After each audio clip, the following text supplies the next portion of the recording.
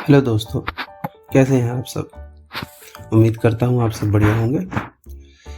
तो आज है ये उपन्यास पढ़ने का हमारा पहला दिन। जैसे कि हमने हमारे इंट्रो वाले वीडियो में आपको बताया था कि इस उपन्यास को हम कई पार्ट्स में रिलीज़ करेंगे और पार्ट 1 हम आज रिलीज़ कर रहे हैं। तो शुरू करते हैं। गबन। बरसात के दिन है, सावन का महीना। आकाश में सुनहरी घटाएं छाई हुई हैं। रह रहकर रिमझिम वर्षा होने लगती है। अभी तीसरा पहर है, पर ऐसा मालूम हो रहा है कि शाम हो गई है। आमों के बाग में झूला पड़ा हुआ है। लड़कियां भी झूल रही हैं और उनकी माताएं भी। दो चार झूल रही हैं, दो चार झुला रही हैं। कोई कजली गाने लगती है, कोई बारहमासा। इस ऋतु में महिलाओं की बाल स्मृतियां भी जाग उठती हैं। ये फुहारें मानो चिंताओं को हृदय से धो डालती हैं, मानो मुरझाए हुए मन को भी हरा कर देती हैं।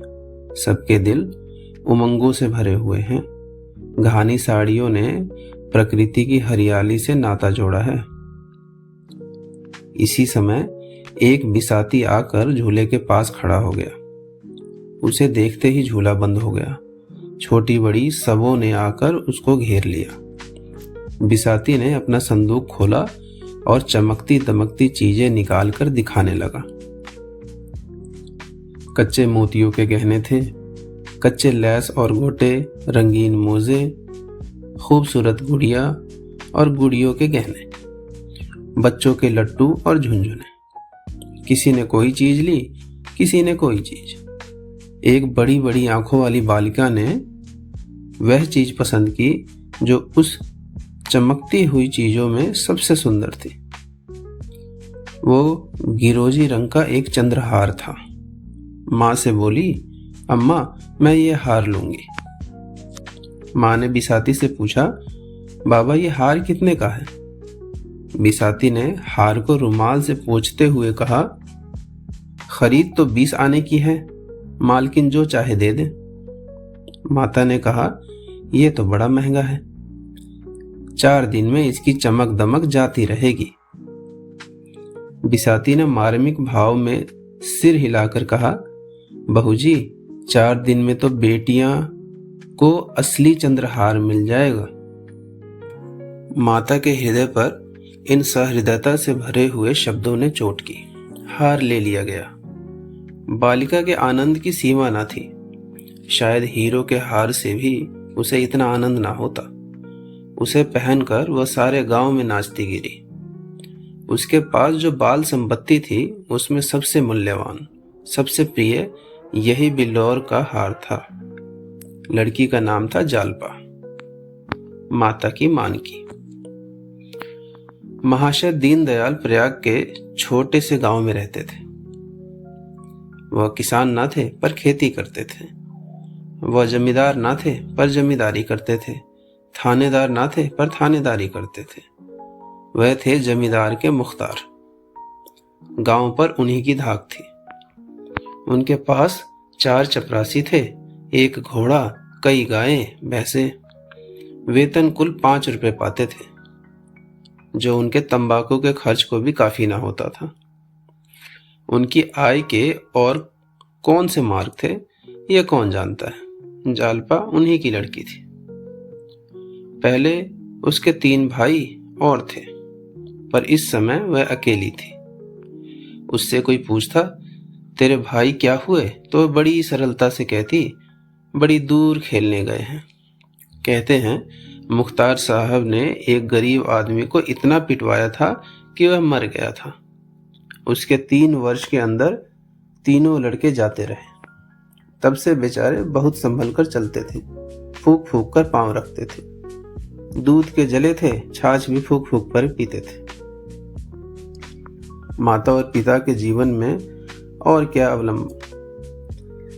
दीनदयाल जब भी प्रयाग जाते तो जालपा के लिए कोई न कोई आभूषण जरूर लाते।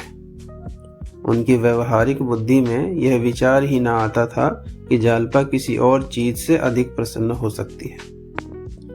गुड़िया और खिलौने वे व्यर्थ समझते थे। इसलिए जालपा आभूषणों से ही खेलती रही। यही उसके खिलौने थे। वह बिल्लौर का हार जो उसने बिसाती से लिया था, अब उसका सबसे प्यारा खिलौना था।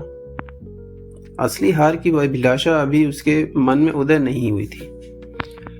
गांव में कोई उत्सव होता या कोई त्योहार पड़ता तो वह उसी हार को पहनती। कोई दूसरा गहना उसकी आंखों में जचता ही न था। एक दिन दीनदयाल लौटे तो मानकी के लिए एक चंद्रहार लाए।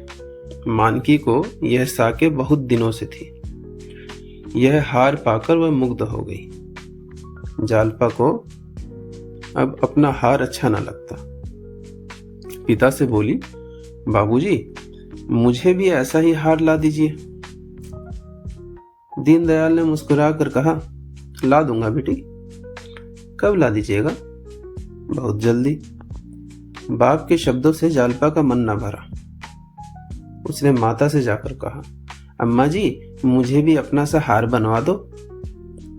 माँ, वह तो बहुत रुपयों में बनेगा बेटी।